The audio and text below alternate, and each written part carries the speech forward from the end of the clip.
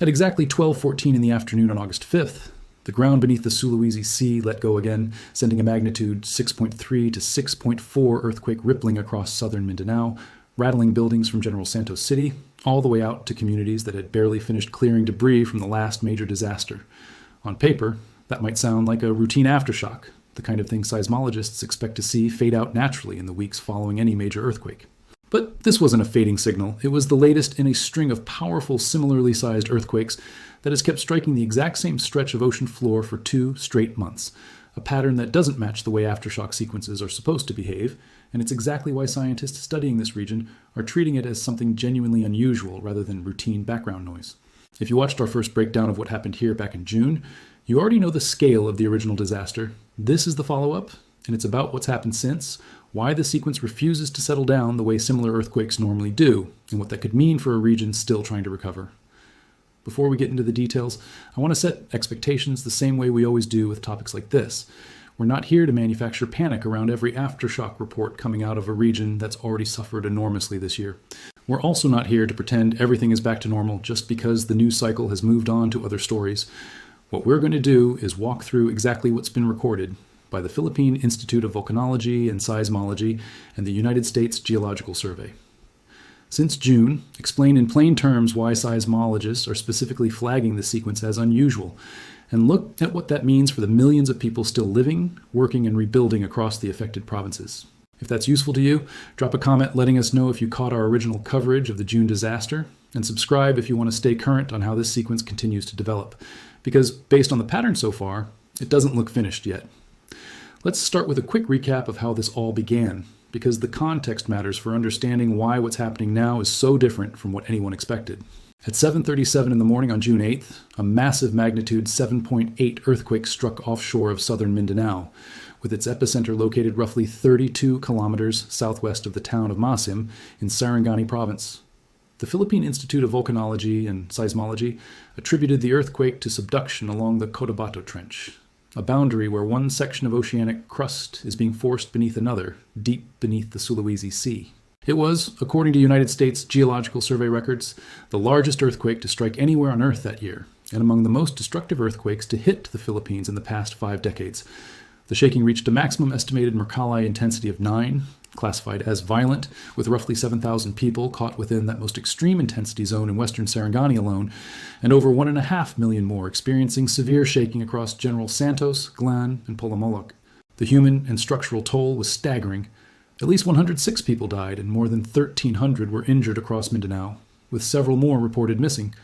Over 121,000 homes were damaged or destroyed, striking with particular cruelty because it happened on the very first day of the new school year, catching children and teachers in classrooms across the region just as they were returning from summer break. In the immediate aftermath, nearly 150,000 people were affected in some direct way, with more than 31,000 forced into 54 separate evacuation centers, conditions that humanitarian agencies quickly flagged as raising serious protection concerns for women and girls sheltering in overcrowded, under-resourced facilities.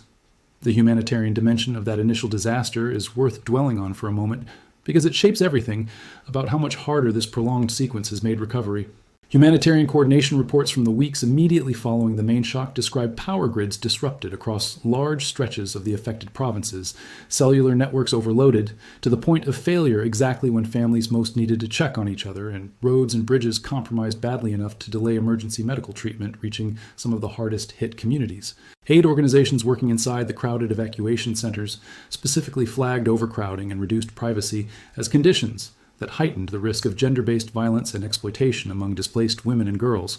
a sobering reminder that the damage from an earthquake of this scale extends well beyond collapsed buildings and into the everyday safety and dignity of the people forced to live in emergency shelters for weeks or months afterward. Schools bore a particularly cruel share of the damage specifically because the earthquake struck on the very first morning of the new academic year, meaning many of the buildings affected were classrooms filled with children only hours into their first day back, and the disruption to education across the affected provinces has continued in the months since, compounded every time a subsequent significant earthquake forces another round of building inspections and another delay before classes can safely resume. That's the disaster this region was already grappling with when the ground started moving again, and it kept moving. Within roughly 80 minutes of that original magnitude, 7.8 mainshock, the same general area was struck by a rapid sequence of additional powerful earthquakes, including events measuring magnitude 6.1, 6.0, and 6.5, essentially a cluster of major earthquakes stacking on top of each other within the same short window.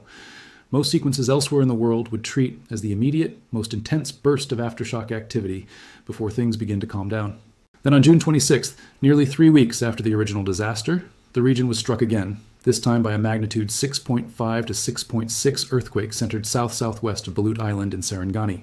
strong enough to produce intensity 5 shaking across Kiamba, Malapatan, Malungun, Alabel, General Santos City, and a long list of surrounding municipalities in South Cotabato and Sultan Kudarat. If that had been the last major aftershock, it would still have been notable, but it wasn't. On July 14th, another significant earthquake, this one measuring magnitude 6.2, struck roughly 19 kilometers from where the August event would later occur. And then, on August 5th, more than 2 full months after the original main shock, the sequence produced yet another major earthquake. The magnitude 6.3 to 6.4 event we opened with centered 37 kilometers southwest of Balut Island at a shallow depth of just 13 kilometers, followed within a day by a magnitude 5.6 aftershock of its own in the same stretch of the Sulawesi Sea. Laid out end to end like that, the pattern becomes genuinely striking. And it's worth pausing to explain exactly why seismologists consider this unusual rather than simply expected. Aftershock sequences generally follow a well-documented mathematical pattern known as Omori's law, first described by a Japanese seismologist more than a century ago, which holds that the frequency of aftershocks following a major earthquake decreases roughly in proportion to the time elapsed since the main shock. In practical terms, that means the most intense aftershock activity should cluster in the hours and days immediately following the main event,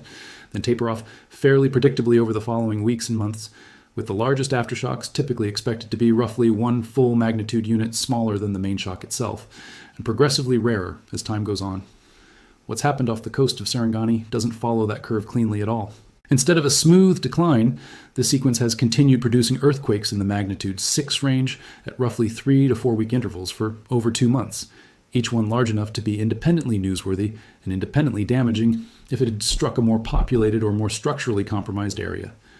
That's the specific pattern drawing sustained scientific attention here, not any single earthquake in isolation, but the sequence's stubborn refusal to decay, the way textbook aftershock behavior predicts it should. Understanding why requires understanding the specific geology sitting underneath this stretch of ocean, because the Cotabato Trench isn't a simple, single, well-behaved fault line, the way some more famous subduction zones are.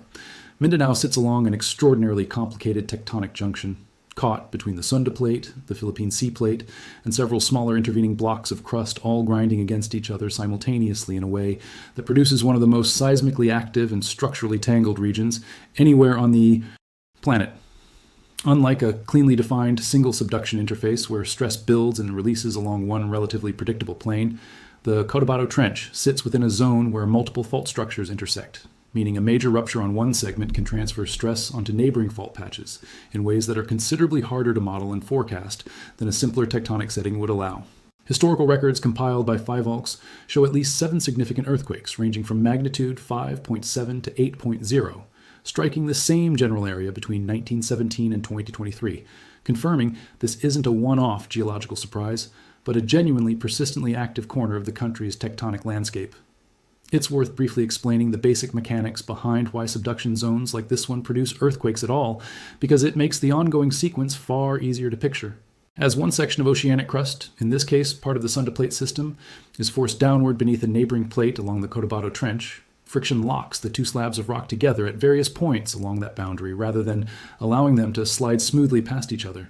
The deeper plate keeps attempting to descend regardless, and where the interface stays locked, that motion converts into stored elastic strain in the surrounding rock instead of being released gradually. When a locked patch finally slips, sometimes suddenly and violently as it did on June 8th, sometimes in a series of smaller staggered ruptures across neighboring patches, as this sequence appears to be showing, the stored energy releases as an earthquake. Crucially, a rupture on one locked patch doesn't necessarily relieve pressure on the patches sitting immediately next to it. In many documented cases worldwide, it does the opposite, transferring additional stress onto those neighboring sections and nudging them measurably closer to their own failure point, which is exactly the mechanism many seismologists suspect may be driving at least some of the later earthquakes in this Mindanao sequence, each significant aftershock potentially loading stress onto the next segment down the line, rather than the entire system settling down uniformly all at once.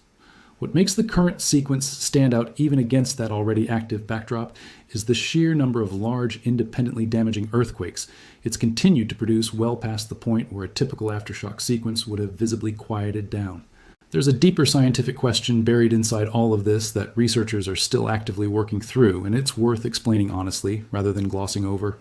When a sequence behaves this way, refusing to decay cleanly, and instead producing repeated large shocks separated by weeks rather than hours, seismologists have to seriously consider a few different possible explanations. They don't always have a confident answer right away. One possibility is that this genuinely is an unusually prolonged, complex aftershock sequence. The Cotabato Trench's tangled multi-fault structure causing stress to redistribute across several separate fault patches sequentially rather than all at once, each new redistribution triggering its own independently significant earthquake as it goes. Another possibility, and this is the more consequential one from a forecasting standpoint, is that at least some of these later events represent genuinely separate ruptures on adjacent fault segments that were pushed closer to their own failure point by stress transferred from the original mainshock. Essentially, a chain reaction across multiple faults rather than a single fault gradually settling down after one big release. Distinguishing cleanly between those two scenarios in real time, while the sequence is still actively unfolding, is genuinely difficult even for experienced seismologists. And it's precisely the kind of open, honest uncertainty that makes this specific sequence worth tracking so closely rather than dismissing as routine. It helps to understand that this isn't the first time seismologists have encountered a sequence that refuses to behave the way Omori's law predicts. And looking at how similar sequences unfolded elsewhere gives useful context for what might be happening here. In April of 2016, the Kumamoto region of Japan was struck by a magnitude 6.2 foreshock, only for an even larger magnitude, 7.0 earthquake to strike the same general area roughly 28 hours later. A sequence so unusual in its structure that Japanese seismologists had to revise standard public guidance about what counts as a mainshock versus a foreshock in real time, since conventional wisdom at that point still generally assumed the largest earthquake in a cluster would arrive first. A similarly instructive case unfolded in the Ridgecrest area of Southern California in July of 2019, where a magnitude 6.4 earthquake was followed, just 34 hours later, by an even larger magnitude 7.1 event, both occurring along a genuinely complex network of intersecting smaller faults rather than a single, clean fault trace, closely mirroring the kind of tangled tectonic setting found beneath the Cotabato Trench. What both of those cases ultimately demonstrated, and what researchers studying the current Mindanao sequence are keeping firmly in mind, is that complex multi-fault junctions are capable of producing earthquake sequences that violate the simpler, cleaner patterns seismologists rely on for more straightforward single-fault systems, sometimes producing a genuinely larger event later in a sequence rather than earlier, and sometimes producing a string of similarly sized events spread out over weeks or months, rather than concentrating all of that energy into the opening hours. Neither of those historical parallels means the Mindanao sequence is guaranteed to produce something even larger than the original magnitude, 7.8 mainshock. But they do explain precisely why seismologists studying complex subduction junctions like this one are reluctant to declare a sequence finished simply because enough time has passed since the headline event, and why continued monitoring matters just as much 2 months in as it did in the first 48 hours. It's worth briefly placing Mindanao within the wider context of what the Philippines deals with as a whole, because this level of sustained seismic activity, while unusual for any single sequence, isn't unusual for the country generally. The Philippines sits almost entirely within the Pacific Ring of Fire, the same roughly 40,000 kilometer arc of tectonic boundaries responsible for the vast majority of the planet's earthquakes and active volcanoes, and the archipelago experiences literally thousands of earthquakes every single year, the overwhelming majority too small to be felt without instruments. Data compiled from the past decade shows an average of roughly 940 significant earthquakes striking within 300 kilometers of the Philippines annually, a pace that makes the country one of the most consistently seismically active nations anywhere on Earth. That baseline level of activity is precisely why FIVOLCS maintains the dense, well-funded monitoring network it does, and it's part of why Filipino disaster response agencies, however strained by any individual event, generally bring more institutional experience managing earthquake sequences than agencies in less seismically active parts of the world. That experience doesn't make this particular sequence any less genuinely difficult for the communities living through it, but it does mean the response infrastructure handling it has been built and refined specifically for exactly this kind of prolonged, complicated seismic emergency, rather than being caught improvising from scratch.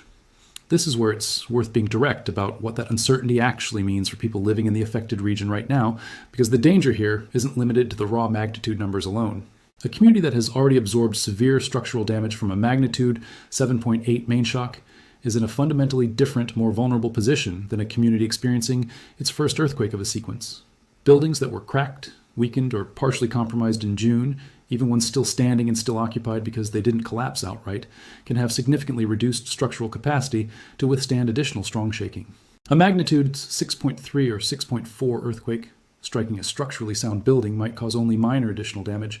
but the same shaking, striking a building already carrying hidden structural damage from an earlier, larger event, can be the difference between a building that holds and one that finally gives way. This is exactly the kind of cumulative compounding risk that makes an unusually prolonged aftershock sequence like this one genuinely more dangerous than the same total number of earthquakes spread out with long gaps between them, because it doesn't give already damaged infrastructure meaningful time to be inspected, reinforced, or repaired before the next significant jolt arrives. It's also worth understanding how the monitoring and public communication side of this has been handled, because the Philippines maintains one of the more sophisticated seismic monitoring networks anywhere in Southeast Asia, specifically because of how seismically active the entire country is. Fivolx operates a network of 128 seismic stations spread across the archipelago, with dedicated staffed monitoring posts in General Santos City, Kidapawan City, and Cotabato City, specifically covering the Mindanao region, alongside a specialized Mindanao Cluster Monitoring Center for earthquake and tsunami based in Davao City. That density of coverage is precisely what allowed authorities to track this sequence in such granular detail from the very beginning, logging more than 130 aftershocks within just the first few hours after the original June 8th main shock, and continuing to catalog every subsequent significant event with enough precision to identify not just magnitude, but exact depth, distance from population centers, and estimated intensity in specific towns and cities. That same monitoring infrastructure is what allows scientists to say with confidence that the August 5th earthquake was shallow, only 13 kilometers deep, a detail that matters because shallower earthquakes tend to produce disproportionately strong ground shaking directly above the epicenter compared to deeper earthquakes of the same magnitude, even though that same shallow depth generally limits how far the most severe shaking extends geographically. This is also a good moment to explain how the Philippines' broader earthquake alerting system actually functions day to day, because it's genuinely more sophisticated than many people realize.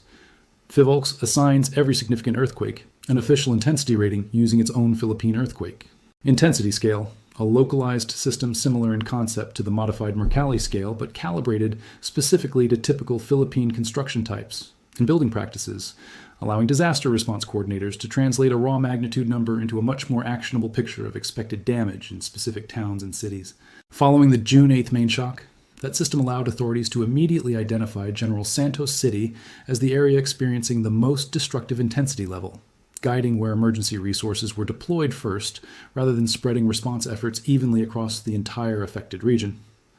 That same intensity mapping process has been applied to every subsequent significant earthquake in this sequence, including the August 5th event, which allowed responders to quickly confirm that while the shaking was strong enough to be felt across multiple provinces, it hadn't reached the same catastrophic intensity levels recorded in June, information that matters enormously for deciding how urgently to redeploy already stretched emergency personnel and resources. Beyond Fivolx's own network, the Philippines also participates in broader regional tsunami monitoring coordination alongside agencies in Indonesia and Malaysia, given how close the Cotabato Trench sits to international maritime boundaries shared by all three countries, which is precisely why unusual sea level changes were reported and investigated along Sabah's coastline within hours of the original June main shock, even though that particular event ultimately caused no significant tsunami damage there.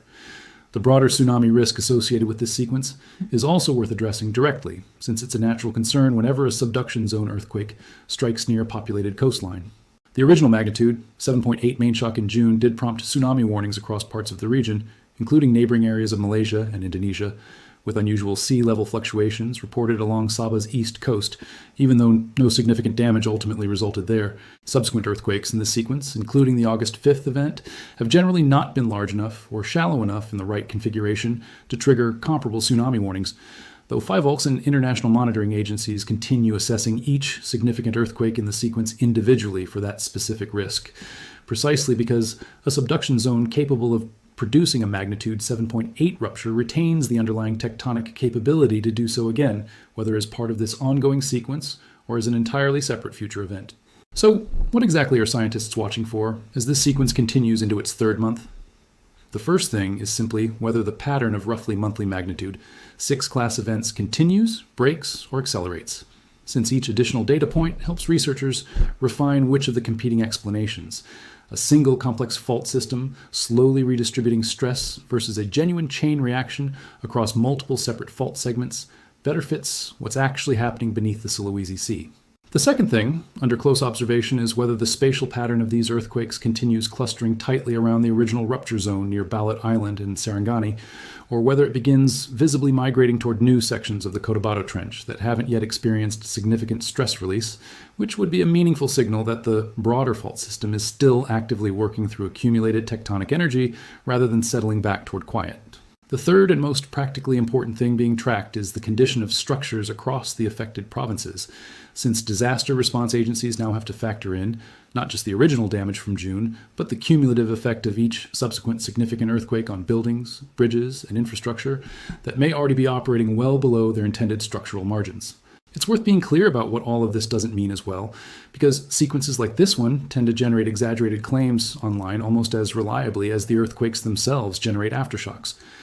This unusual pattern of repeated large earthquakes is not evidence of some larger, unprecedented catastrophe building toward an even bigger release, and seismologists studying the sequence haven't suggested anything close to that. The Cotabato Trench has a long, well-documented history of producing significant earthquakes going back over a century, and this sequence, however unusually persistent its aftershock pattern has been, remains consistent with the kind of complex, multi-fault seismic behavior scientists have observed in other structurally similar subduction zones elsewhere in the world. What makes it worth this level of dedicated coverage isn't that it represents some entirely new, unprecedented category of danger, but that it offers a genuinely instructive, real-time case study in exactly how much harder tangled, multi-fault subduction systems are to forecast compared to simpler, more linear fault structures,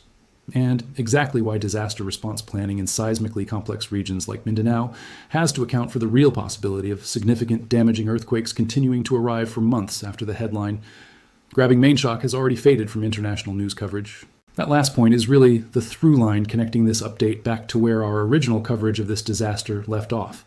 The world's attention, understandably, moved on from the June 8th earthquake within days, the way international news attention typically does once the most dramatic images have been broadcast and the initial casualty figures have been reported. But for the communities actually living across Sarangani, South Cotabato, General Santos, and the surrounding provinces, June 8th wasn't a single contained event that ended once the news cameras left. It was the opening chapter of a sequence that has now stretched across more than 2 months, continuing to shake already damaged homes, already strained hospitals, and already exhausted emergency response systems that were never designed to handle a single disaster stretched out this long.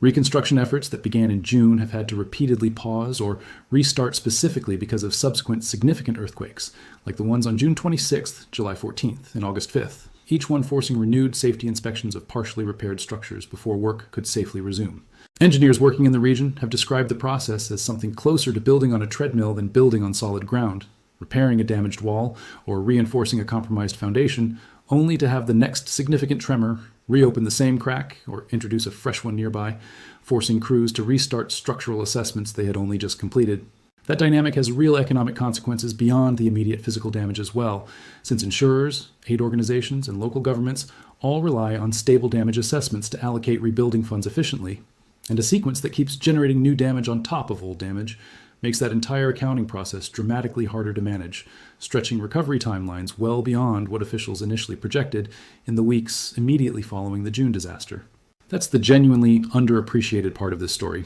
The gap between how international coverage typically treats a major earthquake as a single dramatic event with a clear beginning and end, and how a region actually experiences a genuinely unusual, prolonged sequence like this one, where recovery and renewed danger keep arriving in the same breath.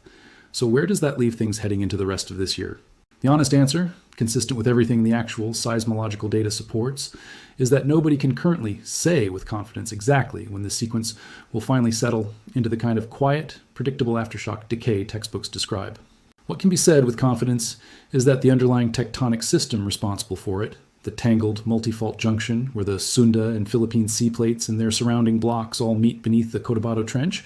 remains genuinely capable of producing further significant earthquakes for as long as this pattern continues, and that the communities across southern Mindanao are having to rebuild under conditions considerably more difficult than a typical single earthquake disaster response, precisely because the ground beneath them hasn't yet given any clear signal that it's finished. There's a broader lesson in this sequence that extends well past Mindanao itself, one worth carrying into how any of us process earthquake news going forward. The instinct to treat a major earthquake as a single, contained news event, dramatic footage, a casualty count, international sympathy, and then a return to normal coverage once the immediate crisis passes, genuinely fails to capture how these disasters actually unfold on the ground for the people living through them. Complex, multi-fault seismic zones, like the one beneath the Cotabato Trench, don't operate on a news cycle, and they don't reliably wrap themselves up within a tidy narrative arc just because international attention has moved elsewhere. For the people of Sarangani, General Santos, and the surrounding provinces, this has been 2 straight months of periodically reliving the same fear, rebuilding the same walls, and reassessing the same risks each time a new tremor arrives, with enough force to remind everyone that the underlying hazard never actually left. Understanding that reality, rather than the simplified single-event version most people absorb from a headline or two back in June, is exactly why a follow-up like this one matters, and exactly why we'll keep tracking it for as long as the ground beneath Mindanao keeps giving researchers a reason to. If this update helped connect the dots between what happened back in June and what's continued happening since, let me know in the comments whether you caught our original coverage of the June disaster, share this with anyone following the situation in the Philippines, and subscribe so you don't miss the next update if this sequence produces another significant earthquake. Because, based on the pattern of the last 2 months, treating this as fully resolved would be premature.